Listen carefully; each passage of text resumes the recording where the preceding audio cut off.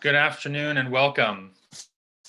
My name is Khalid El-Gindi. I'm director of the Middle East Institute's program on Palestine and Palestinian-Israeli affairs. And I'm delighted to host today's conversation with co-authors Marc Lamont Hill and Mitchell Plitnick about their excellent and timely new book, Except for Palestine: The Limits of Progressive Politics. In their book, the authors argue that the issue of Palestine can no longer be sidelined by American liberals and progressives who claim to otherwise uphold principles of freedom, justice, and equality. If you are joining today, then you already know our two guests. Marc Lamont Hill is an award-winning journalist and the Steve Charles Professor of Media, Cities, and the Solutions at Temple University. He's the author of multiple books, including the New York Times bestselling Nobody, and co-author of Except for Palestine with Mitchell. His newest book, We Still Here: Pandemic, Policing, Protest, and Possibility, is a timely intervention into the popular movement for police abolition. Mitchell Plitnick is, of course, co-author with Marc, is president of Rethink Foreign Policy. He is a political analyst and a frequent writer on the Middle East and U.S. foreign policy. His past roles have included vice president of the Foundation for Middle East Peace, director of the U.S. Office of B'Tselem, and co-director of Jewish Voice for Peace. So with that, I'd like to sort of dive right in. But first, let me just say to Marc and Mitchell how much I enjoyed your book and how much I got out of it. The two aspects that I appreciated most were the very nuanced and level-headed way that you guys dealt with really, really thorny and sensitive issues like this whole right to exist, the Jewish state, recognizing Israel as a Jewish state, and of course, BDS.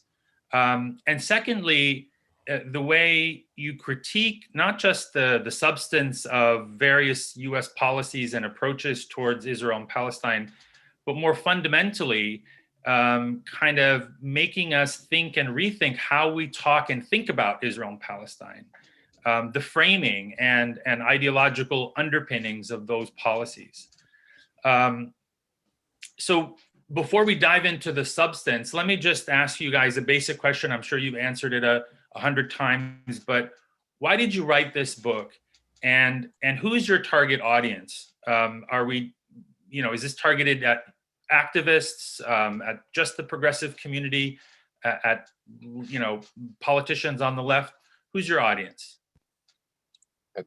That's a great question, and first of all, Khalid, thank you for inviting us and and organizing the space. It's very exciting. As policy nerds, this is like a dream to be a part of this kind of conversation in a space.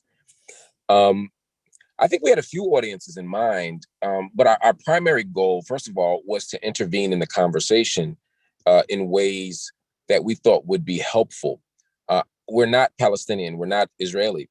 And so while we have plenty of thoughts on, how everyone could move and what kind of policy moves could be made abroad, we felt like it was important for us to really think through what it means to take this issue seriously right here at home. We're both organizers, we're both activists, we're both policy nerds, as I said. We both have been dealing with these kinds of issues for a very long time, coming from the left.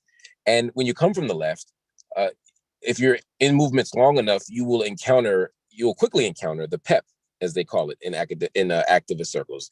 The PEP, the person who's progressive except for Palestine. And part of what we wanted to figure out is, how does someone become that? Not like some psychoanalysis of the individual PEP, but more what kind of logics, what kind of institutions, what kind of politics, what kind of policy decisions allow for the creation of what seems like a very coherent set of politics that somehow leave Palestinian justice on the outside of the boundaries. And so we decided to to offer that kind of analysis. And of course, we want people on the left to read it. We'd love it to be a kind of reckoning for those who are PEPs, but we also want it for those who are trying to get a deeper analysis of the Israeli-Palestinian conflict, for people who want to understand the history of some of these debates more deeply, right? We offer the analysis, but then we also try to drive into or dive rather into the historical parts of it as well. So I think we'd love policy folk. We'd love this to be an intro, maybe not the very first book you read on Israel Palestine, but maybe a good second one, you know. And for people who are well read on the issue, I think we get enough into the weeds to make it compelling and interesting for them too. Yeah, and I mean, I guess I would just add that you know, a lot of this was, I mean, there's so many different aspects you can come at Israel Palestine from, right? And I think one of the issues when we wrote this book, we were actually in the process of writing it.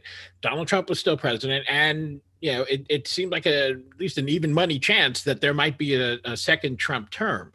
And I think it was really important that we, first of all, problematize the idea that even though Donald Trump clearly did some things that were way out of step with previous administrations, they weren't actually completely departures from policy. So we wanted to sort of highlight the idea that Democrats and Republicans, and in fact, liberals and conservatives have all contributed to the ineffectiveness of U.S. policy in Israel-Palestine, because, you know, to sort of avoid the idea that somehow Trump was the big bad here, and if we just got away from Trumpism, we'd be okay. That is clearly not the case.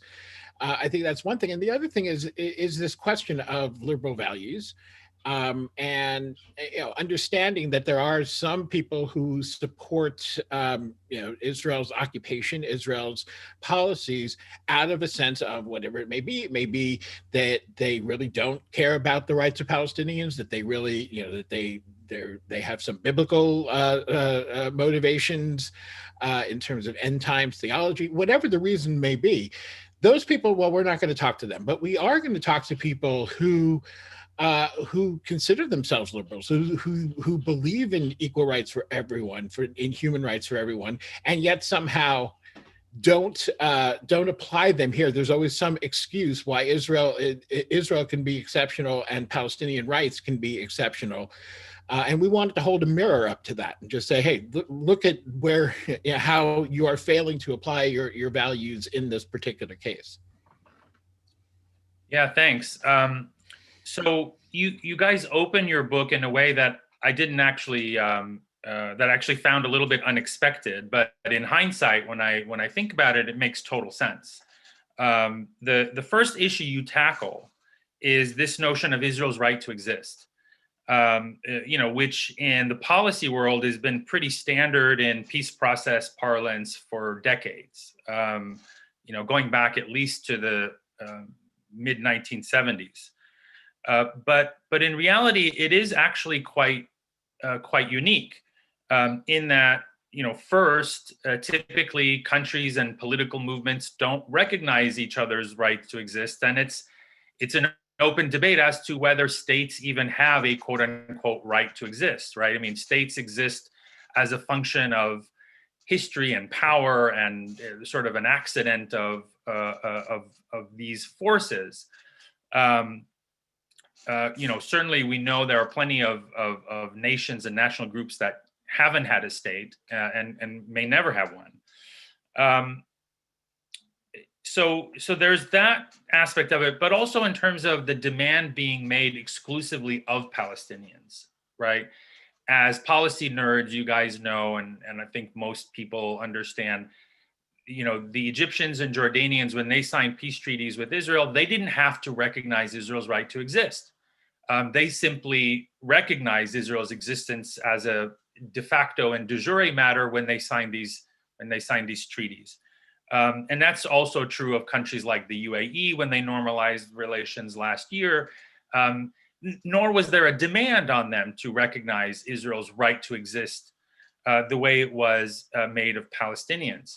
So let me just quote you guys for just to illustrate the point. So you write, when someone asks if one supports, quote, Israel's right to exist, they are tacitly asking if one agrees that Israel's elevation of Jewish rights above those of Palestinians in the land they all inhabit is acceptable. That's a pretty powerful statement. And, can you guys walk us through that logic? Yeah, I mean, I think you've gotten at some of it, right? I mean, the fact that, so let me back up first and say, yeah, I would agree, first of all, that the idea that states have a right to exist is somewhat bizarre to me. People have a right to exist, and we obviously have to live, in order to live in a world with any kind of peace or stability. States as they exist, as they are, have a right to have their sovereignty acknowledged and respected, their territorial integrity respected, right? I mean, this is a huge part of why after the War of 1967, we see UN Resolution 242, among other reasons, is because we do want to recognize that. But this particular and unique demand that is placed on Palestinians with regard to Israel is one that's worth unpacking. Now, we begin, and I think it's always important to stress this, given the history of violence against Jewish people, the threats to Jews around the world, that we say that when we say when we're questioning the right, when we're problematizing the idea that a state has a right to exist, we have to understand the backdrop of that for some people. When they say, does Israel have a right to exist? What some people hear is, do Israelis have a right to exist? Right? And of course, the answer is unequivocally yes. We believe that Israelis and Jews everywhere have a right to exist with peace, dignity, safety, freedom, justice, self-determination, as all people do. That's not in question. That is not even remotely debatable. But the question is, how do we understand that and still keep track of the fact that in many ways, the question isn't about Israel's right to exist, it's Israel's right to exist as a Jewish state. And what does it mean for that particular demand to be placed squarely on the laps of the people who are made most vulnerable by its existence? Like, as you pointed out, no one was making that demand of the Egyptians, no one was making that demand of the Jordanians. At that time, it was simply a matter of land for peace. It's a matter of respecting the boundaries, the borders, the territorial integrity. But to say that I am recognizing Israel as a Jewish state, as a Palestinian, is in many ways to accede to my own oppression. It's an unreasonable demand.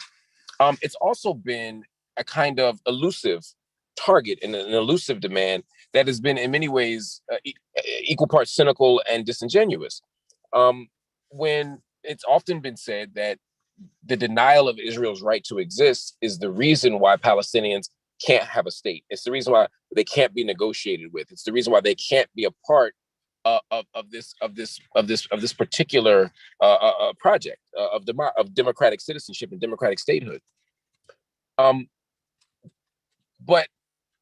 when the Palestinian people have been articulate about acknowledging Israel's right to exist, as we saw in the 70s leading, or really in the 80s, it didn't change anything. When Yasser Arafat says, I recognize Israel's right to exist, when the Palestinian National Congress and when the Declaration of Independence, when all these things are written, and there's a clear recognition of Israel's right to exist, it wasn't the game changer that many people thought it would. And for some argue that it even frustrated many Israeli diplomats because now they didn't have that excuse on the table anymore. Yasser Arafat was very clearly saying that in 1988, he gave a press conference after he wrote the speech, saying, look, I recognize Israel's right to exist. It didn't change the facts on the ground for them. During the Oslo Accords, the idea was we can't enter into a real permanent peace deal if Israel's rights to exist is not recognized. Again, this wasn't the first time that the Palestinians had made this request, had honored this request. But once again, we saw the letters of mutual recognition. And sadly, the Palestinians made their recognition, but didn't get in return. And to be clear for those who are watching this, the sad part I'm saying is that they didn't get the type of reciprocity, the diplomatic reciprocity that we would have expected. The Israelis acknowledged the PLO's right to represent. The Israelis recognized the PLO's right to represent the Palestinian people. The Palestinians recognize Israel's right to exist as a Jewish state. I mean, we're talking about two very different types of realities, but again, it didn't change the realities or the limits of the Oslo Accords. And so the right to exist is a very tricky and problematic thing that, again, has, as you pointed out, this is the last thing I'll say, has become a kind of normalized part of diplomatic parlance, so that we just say, we sort of matter-of-factly say this, frame this as an actual barrier to peace when it hasn't been. And we frame it as a unique demand placed only on Palestinians, which is stunning to me.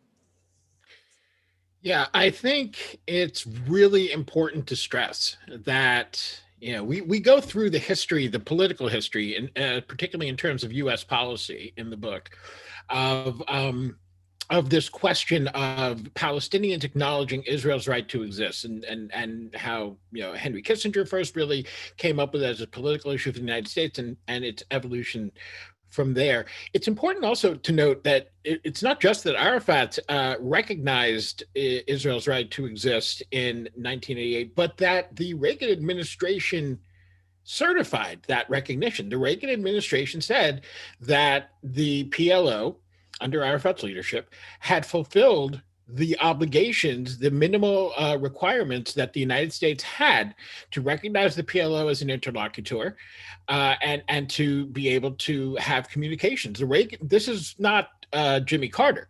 This is not Barack Obama. This was Ronald Reagan, who agreed with that premise. This is how the Madrid process and eventually the Oslo process got started. I think that's an important thing for us all to recognize.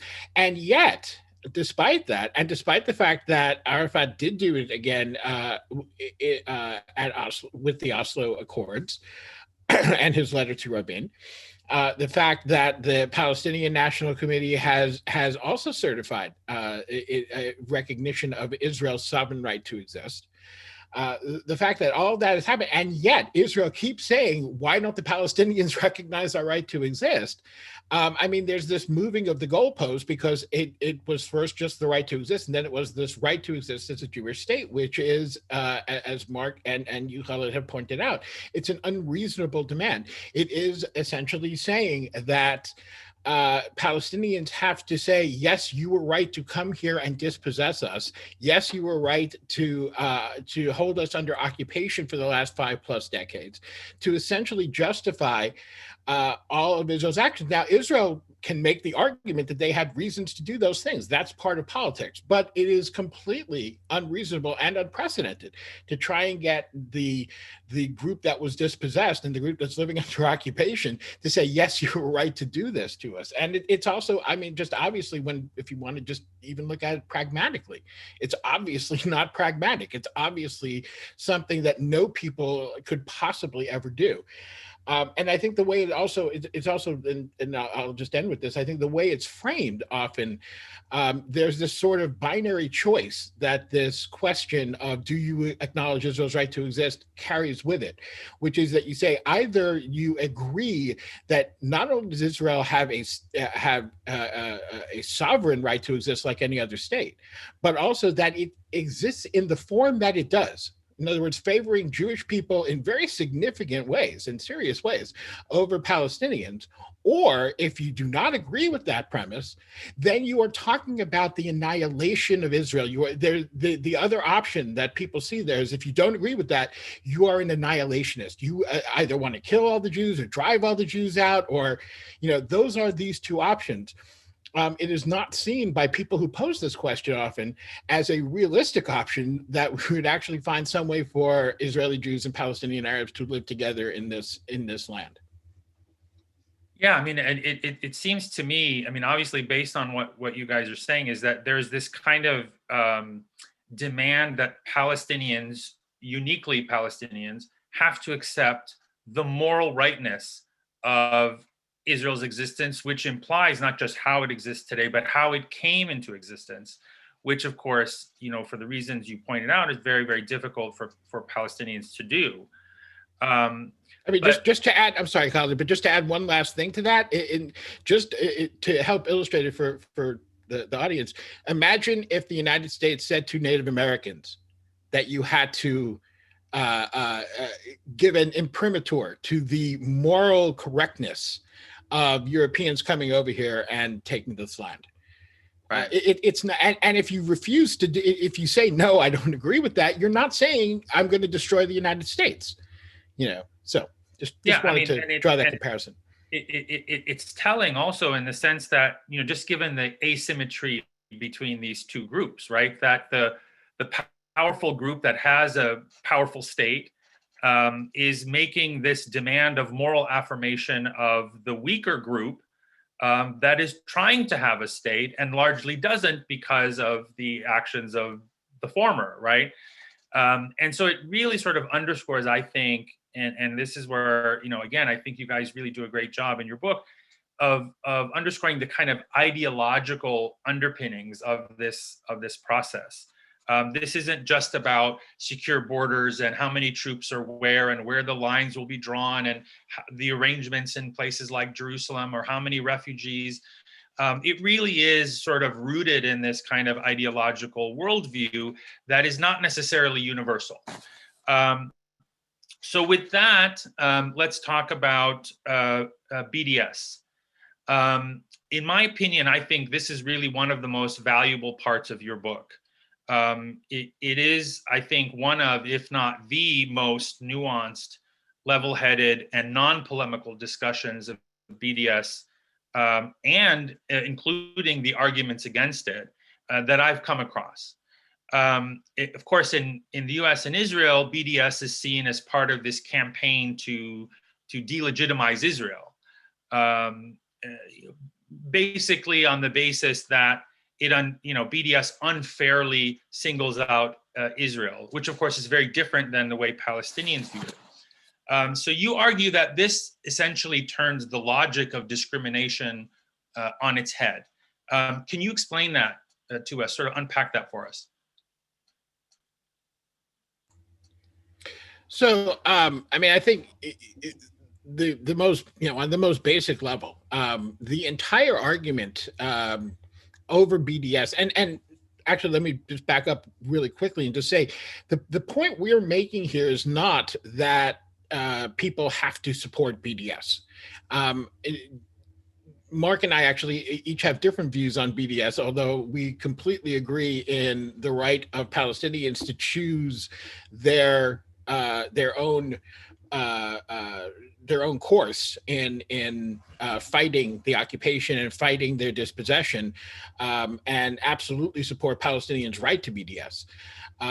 Whether or not tactically it's the best idea is something that can be debated, and I think it's a legitimate debate to have.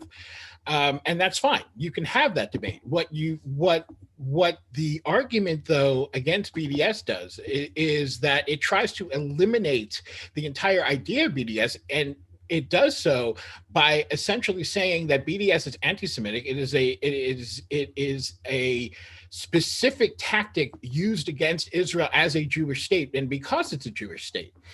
And so in other words, it essentially sets up a category where Israel is somehow exempt from boycotts, divestment, and sanction by those who disagree vehemently with its policies and consider its policies to be violations of international law and human rights norms.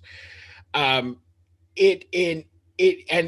you say, it reverses the entire idea, the entire reality of the discrimination here and the entire power dynamic.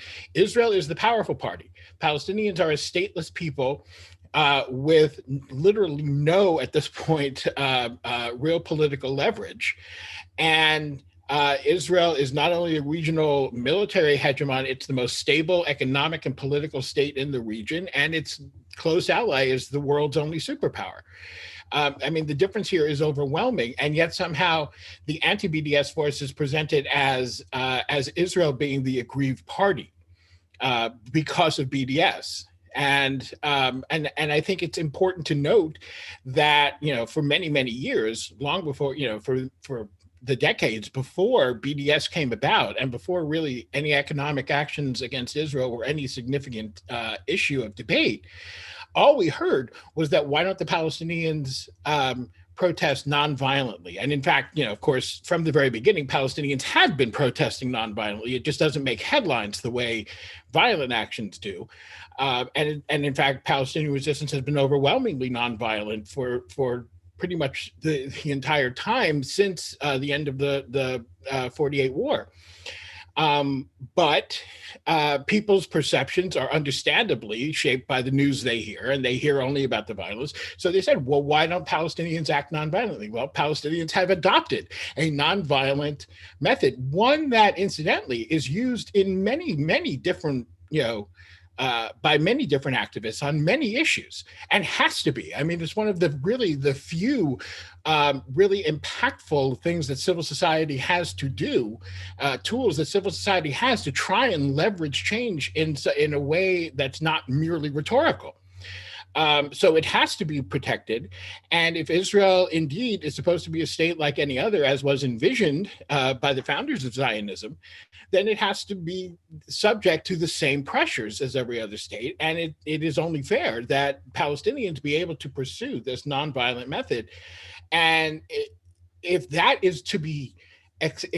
argument is to be countered for liberals, then I think the only way to do it is to try and make Israel the aggrieved party. And that's how that counter argument, I think, comes about. But it's obviously, I think, disingenuous on its face. It becomes very interesting to watch the kind of intellectual and rhetorical contortions that many otherwise progressive politicians have to engage in order to justify their opposition to BDS, or the support, more importantly, to Mitchell's point, because we're not advocating BDS in this book, although I am pro BDS, but rather the right to act, to be able to use BDS. Watching these politicians oppose or support rather legislation that criminalizes BDS or that punishes people for engaging in boycotts. That for me is stunning. I mean, when you watch someone, and we talk about this in the book, someone like a Cory Booker, who is staunchly and unabashedly pro-Israel, talk about wanting to protect wanting to protect governments from protest. It's somewhat bizarre. I mean, it's hard to imagine that Cory Booker would oppose a boycott of Chick-fil-A or of Hobby Lobby or Walmart, Amazon, just to name some examples. Whether he supports those companies' policies or not would be a separate issue, but he would certainly respect the right to free speech and to boycott and to protest, to express dissent peacefully. And yet, when, again, the subject of Israel comes up, it's seen, as you pointed out, Khaled, and as Mitchell agreed to, it becomes a kind of reversal of the roles, such that the people who are on the worst, the wrong side of this equation, the imbalanced side of this equation, are being seen as the perpetrators of harm, rather than people who are trying to redress extraordinary harm with three very concrete demands: a return to the 67 lines, the right of return for those in exile, and of course, equal treatment for all citizens of the state of Israel. These are concrete demands that emerge out of a call from Palestinian civil society. Why is that important? Well, because one of the other arguments, of course, is we have to be even-handed and fair and just in who we boycott. And why are we pointing to Israel as if that's the worst government in the world? I would argue Israel is by far not the worst government in the world. It's not anywhere near the worst government in the world. This is not, if I were listing governments in order of their repression and their violation of international human rights and dignity, no, Israel wouldn't be at the top of that list. And I wouldn't start there to boycott. But when we understand that this is not a call from outside hippie liberals to boycott Israel, but rather a show of solidarity with Palestinian society, which itself called for this boycott, it's understood differently. Surely we wouldn't tell a Palestinian who's living in the Haitian refugee camp, yeah, well, I know that your suffering is hard, but before you protest this occupation of you and your own restriction of movement and the violation of your rights, why don't you go over to Kashmir? Or why don't you go to Bahrain, or why don't you go to Yemen, or why don't you go to Rwanda? That would be an unreasonable request of someone catching hell in their own country. People say, well, what about the fact, what about workers' rights? You're taking away all the jobs. Well, you know, most trade unions, almost actually every trade union, every Palestinian trade union has supported BDS. So this is a very clear and unequivocal call for Palestinian civil society. We have to respect and honor it.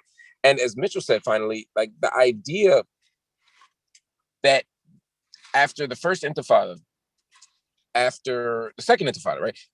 After what we've seen in Gaza, the complaints every day about rockets at Gaza, that somehow the critique, the concerns about Palestinian violence, which themselves need to be problematized, are now being replaced with concerns about Palestinians' nonviolence as the mechanism.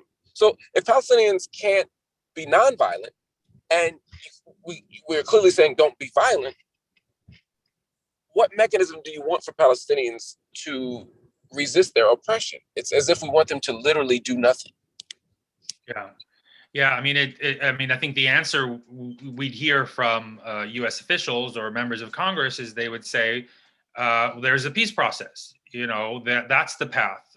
Only through bilateral negotiations. I mean, we know the kind of boilerplate language that only mutually agreed bilateral, whatever two-state solution is the only way to resolve this. It won't be resolved in the UN. It won't be resolved through boycotts.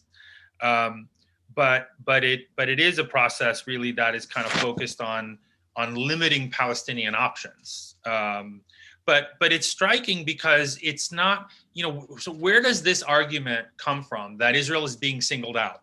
Sanctions are a standard tool of foreign policy everywhere on earth. In almost every government, they use one form of a sanction or another.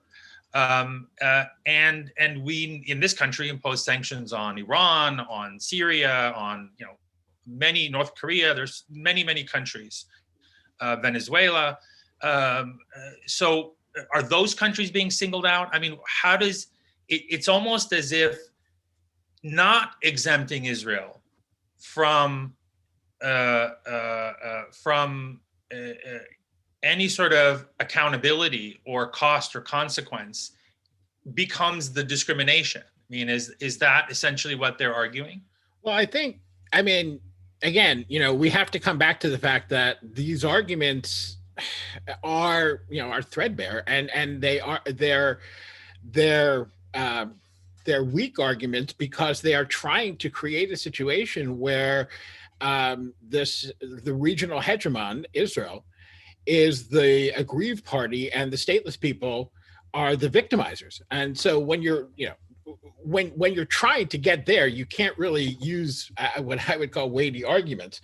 But your question put me in mind of just a very brief Twitter exchange I had a few weeks ago, where I responded to a neoconservative, right, Eli Lake, who was talking. So there was something going on about Russia, and Russia had done something wrong, and he sort of glibly said, "Well, why don't we have a BDS against Russia?" And I said, "You are aware that we've been sanctioning Russia for years, right?" He did not respond to that. But yeah, it is obviously a perfectly legitimate tool, and yet somehow it gets problematized only with regard to Israel. And I think another example would be the many years of sanctions on Iraq between the two Gulf Wars, and the devastation those sanctions caused. And the fact that, after the first Gulf War, the idea that was presented to the American public was that here we have these sanctions, and they're going to keep Saddam Hussein in line and make sure he doesn't have weapons of mass destruction, et cetera, et cetera. Yet, about a little over a decade later, we had another Gulf War.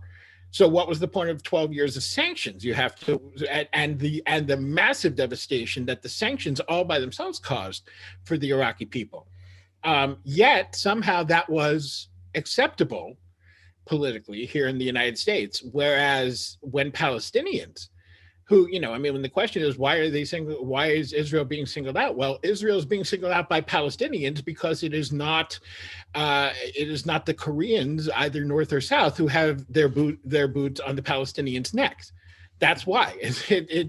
That's why this particular call. And again, it's not the only time Americans have responded to a call for boycott. I mean, the obvious example is South Africa, but we can also think back to the Free Tibet movement.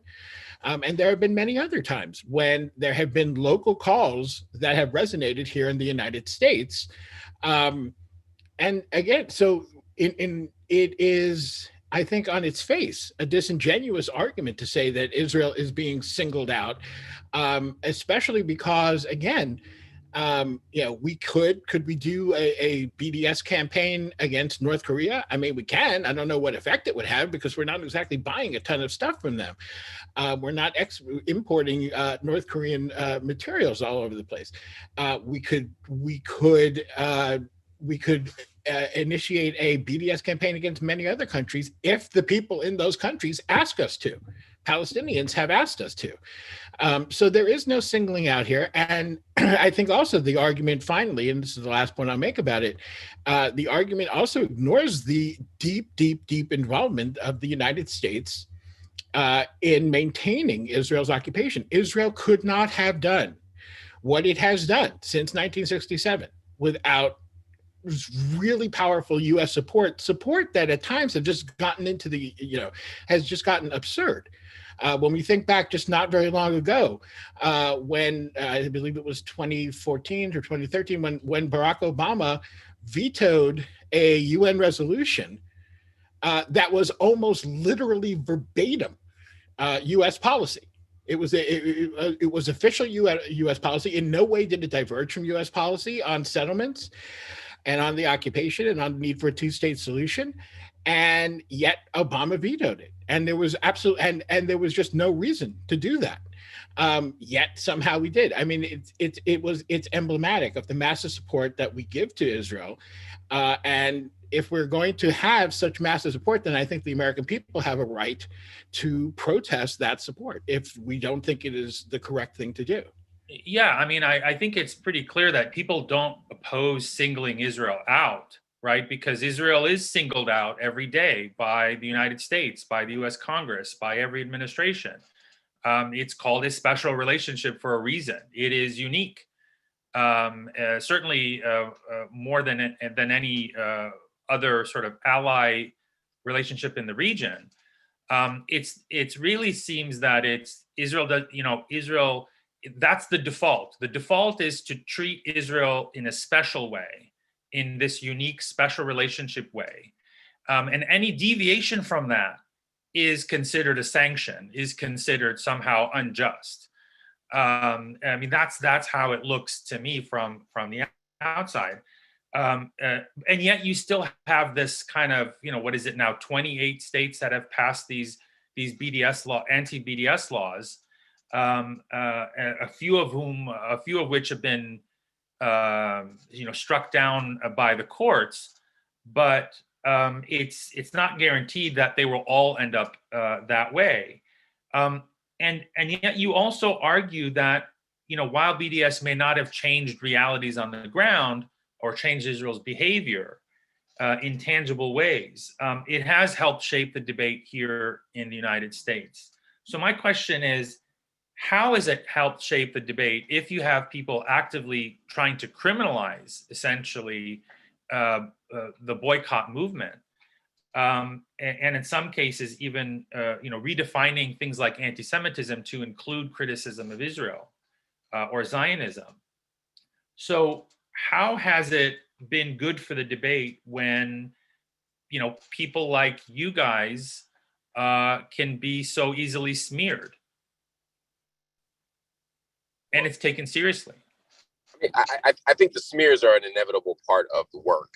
There's no way to do this work with any kind of principle and care and not be on the receiving end of, all sorts of stuff. And I'm not sure that wouldn't happen if we weren't engaged in the BDS conversation, right? People have been smeared and engaged in dishonest or unfair ways in this battle, in this debate, long before BDS became a kind of popular form of resistance.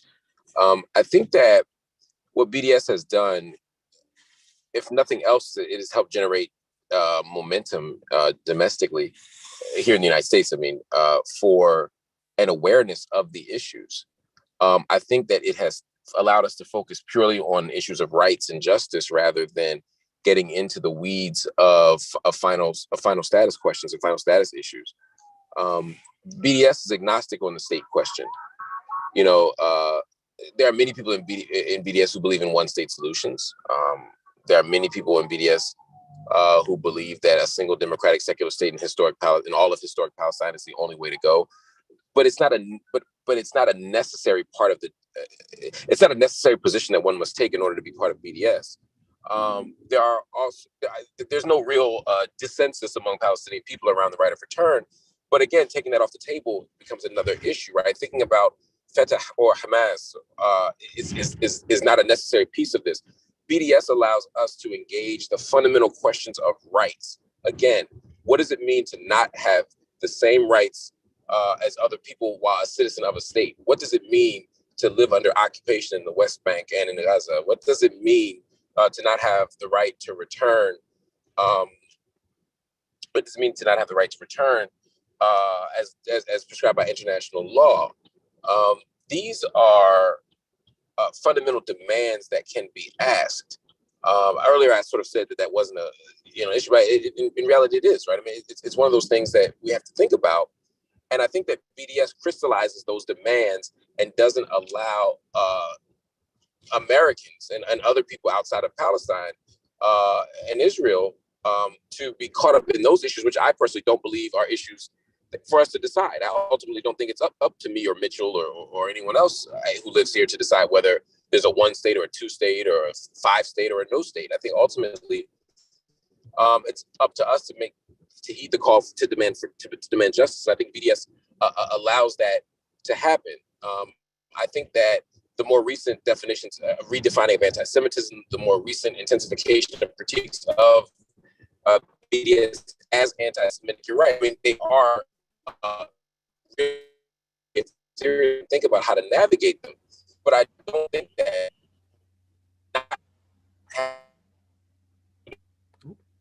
this actually allows us. Yeah. Mark, you kind of cut out there.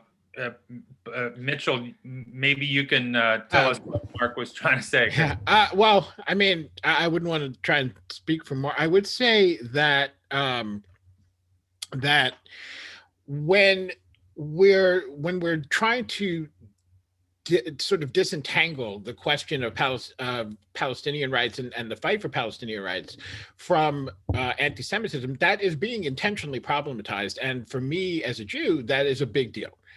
It is something that I find, thoroughly unacceptable. Look, we have to be, and I think part of the problem is that people on the so-called left have given too much ground on this question.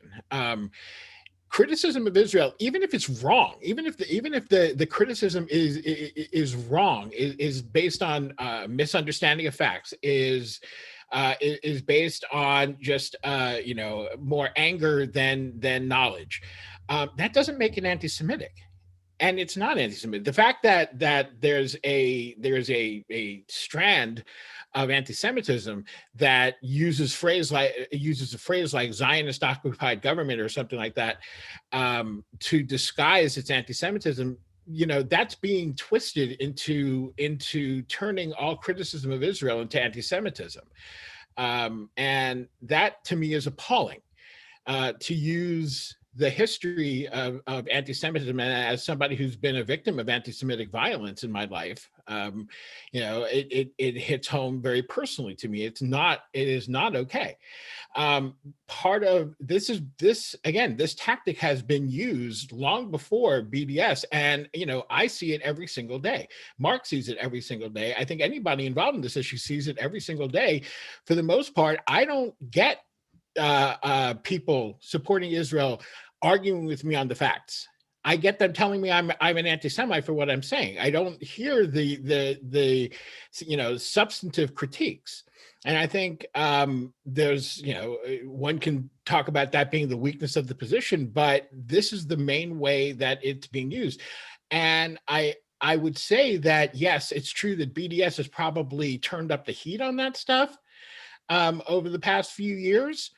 But at the same time, the fact that there's more of that discussion, the fact that BDS itself has generated discussion and inevitably talks about the actual conditions in real life for Palestinians, both in the West Bank and Gaza and in other places, that matters, and it has made a difference. I think we've seen it, like within the, we have yet to see it actually translate into policy and into real pressure on Capitol Hill, but we do see it within the Democratic Party. We see a growing sense among Democrats, including those who will absolutely back a two-state solution and absolutely believe that Israel should continue to exist as a Jewish state, as well as those who support a secular democratic state. But we're seeing all of those people creating a caucus within the Democratic Party that is saying our policy is wrong, our blind support of Israel is wrong, and that it needs to change. And again, that has not translated to pressure on the Hill yet, but as that grows, inevitably it will. Right. So, so one of the arguments that you guys make is that there needs to be a fundamental change in a policy and approach, but before you can even have that, you have to have a robust debate, which we currently don't have.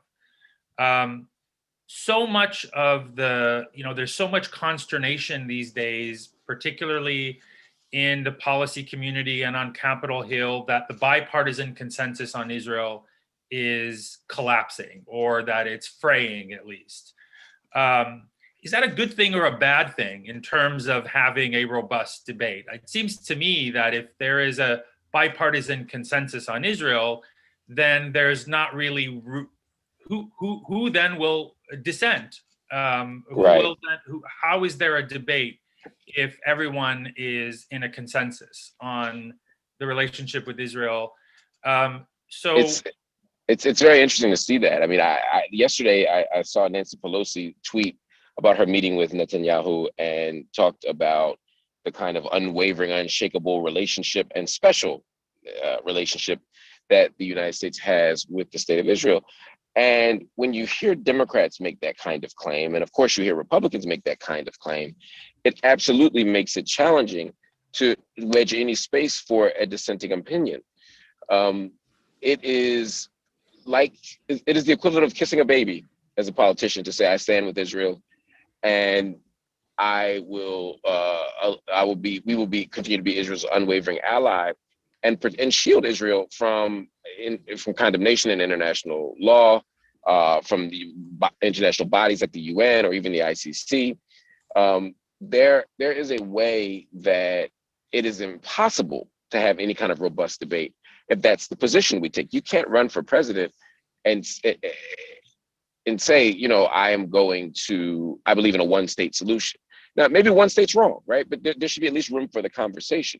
You can't run for president and say that, not only must settlement expansion stop, which some people have said, but we need to also think about what justice looks like in terms of returning land to Palestinians.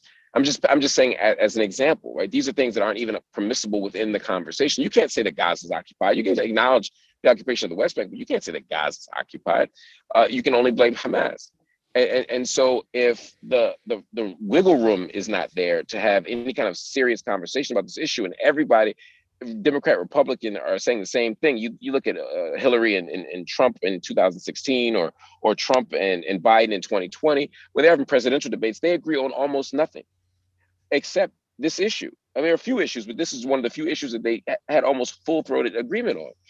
And when that is the case, it becomes incredibly difficult to have a debate. And so for me, watching the squad come in, watching other progressive Democrats come into the Congress, it's exciting to see new opinions form, to see people who are willing to have a critical position on this issue and who are willing to depart from the status quo. It doesn't mean they're always right. It simply means that at least now we can have a conversation. And that's why I think we end the book with such hope, because we believe that the consensus is no longer there in its entirety, that things are fraying a bit, and for the best reasons and in the best ways. Yeah. Mitchell, do you want to add to that? And if so, can I just piggyback another question on that, which is, where do you see the debate happening now in the most robust way? We know there are many, many challenges, particularly in places like Congress, to having a robust debate. But where are the places that you see a robust debate happening? Is it in the think tank community? Is it in the college campuses? And whatever else you want to add on that point. So to get to that first, I think actually all of the above. I think we do see a variety of opinions in the think tank community. I think we can look at not only MEI and an institution like that. We can look at even the influence of activist groups in the discourse in Washington, whether it be J Street or whether it be a group like the U.S. Campaign for Palestinian Rights. There's a lot more of those actual debates being engaged and being willing to actually discuss them. We're seeing, we see news reports where they would once only go for a liberal Jewish opinion to J Street. We'll see more, more pro-Palestinian, strongly pro-Palestinian groups like Jewish Voice for Peace might get a nod. So, and of course, on college campuses, as we know, pro-Israel forces have virtually declared war on Palestinian rights groups on campus. So they certainly take that very seriously. I think all of that comes together to create what I spoke about before, which is this increasing groundswell within the Democratic Party that is saying, that even within that there's debates. There are people who are staunchly anti-Zionist. There are people who still believe in a two-state solution, but there is a growing sort of a critical mass within the party that's saying we don't like these policies. And I do think we're starting to see that there is cover for people like Rashida Tlaib. We saw it as far back in 2016. I think we even touched on this in the book when Bernie Sanders was campaigning in New York City, in Brooklyn, of all places, and he was critical of the Israeli government. And everyone thought, oh my God, what is Bernie doing? And it didn't hurt him at all. It is becoming a truth that you can criticize Israel politically and get away with it. There are other reasons, I think, why the Democratic leadership does not do that. I think there's a variety of them. We can get into that. That's a really long discussion, but I do think we're seeing more and more popular pressure, and I do think it matters. Yeah. We're running really low on time. We're short on time, and I want to squeeze in one question, and then there's a couple questions from the audience that I wanted to get to. So I wanted to ask you guys about intersectionality and the progressive base of the Democratic Party, and where exactly. And we've seen lots of solidarity with the movement for Black Lives, for example, from back to 2015, from Ferguson to Palestine, and Palestinian activism.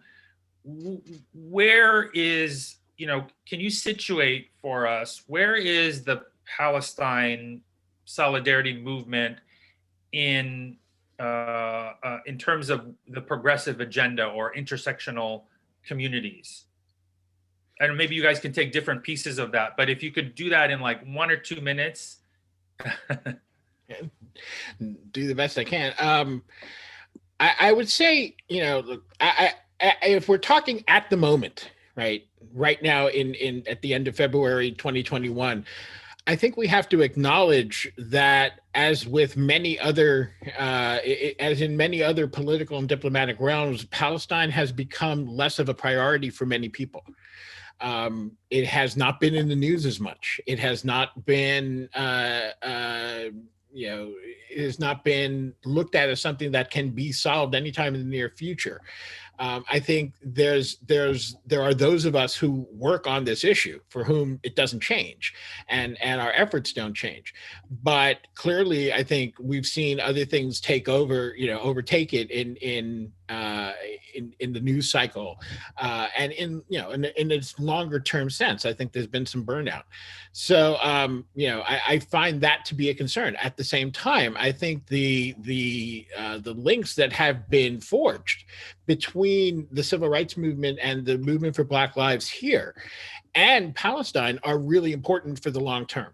I think they because I think it's not only in terms of Palestine. I think this is a really important point. It isn't just this one issue. I think we are seeing in general that we are starting to come to the realization and the understanding that if U.S. foreign policy is not based on universal rights, is not based on and really is just based on cynical self-interest, well, that perpetuates a certain kind of white supremacy globally, and it's going to do the same domestically. It can't help but do that. These two things are hopelessly interwoven, and they should be. There's no way, if we could separate them, I don't think we should.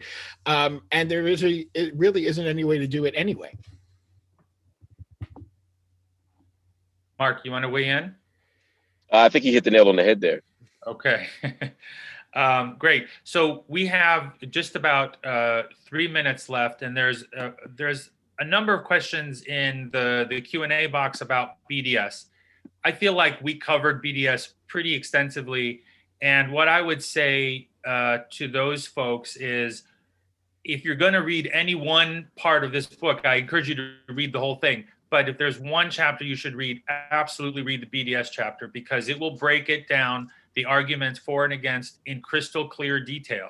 So again, my personal view is that's really one of the most valuable parts of the book. So there's a good point in terms of the debate happening in mainline, mainly Protestant churches, which is another arena where the debate is happening, and many of whom have also divested.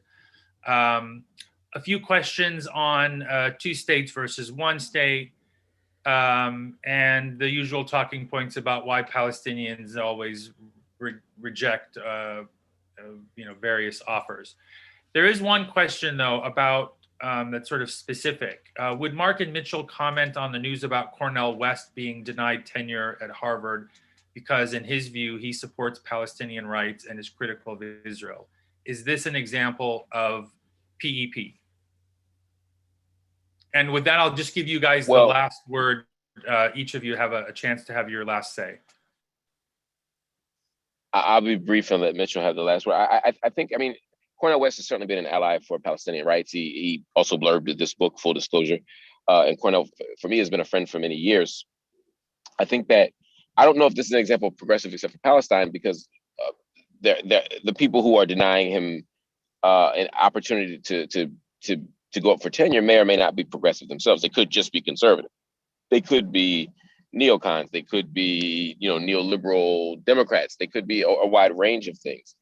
But the fact that Cornel West has not gotten more support as he fights to be, as he said, respected, or to not be disrespected by Harvard, I think speaks to this question of progressive except for Palestine. Cornel West, of course, is a towering scholar, one of the most influential scholars of the 20th century. Prophesied Deliverance is a staple text in African-American religious thought. It's in many ways singular in its analysis. Cornel West has written books in American philosophy, like American Evasion of Philosophy, Ethical Dimensions of Marxist Thought. Race Matters is one of the most widely read books on race in American history. There's no argument against Cornel West's corpus. He's one of the most widely cited scholars of both the humanities and social sciences. And yet, when Cornel speaks out against the occupation of Palestinians, he has been met with a type of venom, a type of criticism that he was unfamiliar with, even for him. And I think that one of the things that we must do within the academia is think about how this principle of progressive except for Palestine plays out. Again, free speech, again, academic freedom. These are all things that are staple values of the left, except when we start to talk about Palestine. And it's somewhat ironic that when that letter was written this summer, many prominent about free speech and cancel culture, many of the same people decrying cancel culture were also people who have, who have looked. There are also people who have looked to silence folk like Stephen Salida for their critiques of Zionism. And so I think that what we're seeing with Cornel West is symptom of a deeper and broader problem. So I stand unequivocally with Cornel West, but more broadly, I think we need to have a real conversation about what progressive politics looks like within the academy, what academic freedom looks like. Yeah, I think that well, first of all, I mean, I will say I'm absolutely with Mark. I support Cornel West here 100%. I don't like to make assumptions about why something, I mean, tenure is a political question within the academy, and it can have a whole bunch of reasons. Cornel West himself has cited potentially ageism also as another reason that his tenure is being denied, and his general political activism. I'm not sure exactly what's happening at Harvard, but I completely agree with Mark that we're not seeing the kind of support we might otherwise see for somebody who is, possibly paying a price for his activism. That, and I think that is a result of his outspokenness on the question of Palestine. And when we talk about the attacks that he has suffered, I think also it is worth stopping and noticing. Look, being a white Jew has not stopped me from being attacked for my views on Israel and Palestine. That being said, when we look at what Marc has gone through, what Ilhan Omar has contended with Rashida Tlaib, we can talk about Angela Davis, we can talk about Michael Che just this week. There is a special experience that is different when you are a person of color, and particularly when you are Black, that if you speak out on Palestine, that you are subjected to.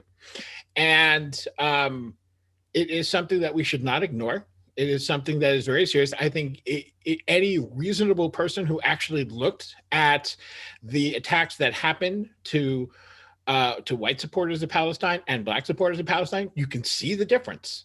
You can see exactly, it's not that it's only reserved for one of those two groups, but there is a clear difference, and there is a clear threat of racism in there that needs to be confronted. And again, part of this is something that I'm hoping to spend a lot more time academically on in the near future, this question of a sort of right-wing co-optation of the fight against anti-Semitism, and how that's unique as it's the same reactionaries who fight against anti-racist forces and against feminist forces and against all of those other sort of progressive causes, and yet wave this, what I would call a disingenuous banner against anti-Semitism. I think this is emblematic of that. But I think it's important for us to recognize that this happened. So when we're talking about Cornel West, I don't know what happened at Harvard, and I'm not going to speak to some sort of internal political dynamic because you never know with these things. But I can say, as Marc said, that there's a quality of support that Cornel has not gotten. And I do think that has at least something to do with his outspokenness on the question of Palestine, even though I think it's really, really important to note.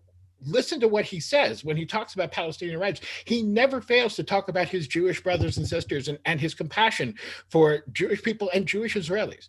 And yet, even that doesn't stop the bile from coming at him. So, I'm not sure if it's exactly an example of except for Palestine. It's a bit different, I think, than the broad themes that Marc and I deal with in the book, but it certainly touches on my activism. I know certainly on Marc's activism and experience, and it's an important point to take a look at. Yeah, Absolutely. Thank you. We're basically over time now, so let me just say one final word before we sign off, and that is, if you want to understand the exceptional relationship that the United States has, that U.S. politicians have with Israel, which then translates into an exceptional attitude towards Palestinian, then you absolutely must read this book. If you want to understand the BDS movement, you must read this book. I highly recommend it. I should add that it handles these issues with great care and sensitivity. The question of anti-Semitism and solidarity with the Jewish community is made very, very clear in this book. It is one of the least polemical books on this subject that you can find. So thank you, Marc Lamont Hill and Mitchell Plitnick, for writing this book and for joining us today. And thank you all for joining our conversation. And we will end there. And hopefully we'll see you back for our next MEI event. Thanks so much for having us, Khaled.